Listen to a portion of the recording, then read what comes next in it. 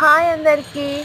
మా అవ్వ ఈరోజు మమ్మల్ని అనాథ పిల్లలకి స్నాక్స్ ఇవ్వమని పంపించింది. తను నడచలేదని మమ్మల్ని పంపించింది, నన్ను మా అమ్మని. సో బొరుగు మిక్చరు 2 కలిపి లడ్డు ఒక కవర్లో కట్టి పిల్లలకి ఒక్కొక్కరికి ఒక్కొక్క ప్యాకెట్ ఇవ్వమని పంపించింది. సో ఇక్కడైతే పిల్లలు లైన్గా వరుసగా కూర్చొని చాలా బాగా శ్రద్ధగా శ్లోకాలు చదువుతున్నారు. ఆయన మాస్టరు శ్లోకాలు నేర్పిస్తున్నారు. ఈ అనాథాశ్రమం వచ్చేసి నంద్యాలలో మున్సిపల్ ఆఫీస్ ఎదురుగుంది.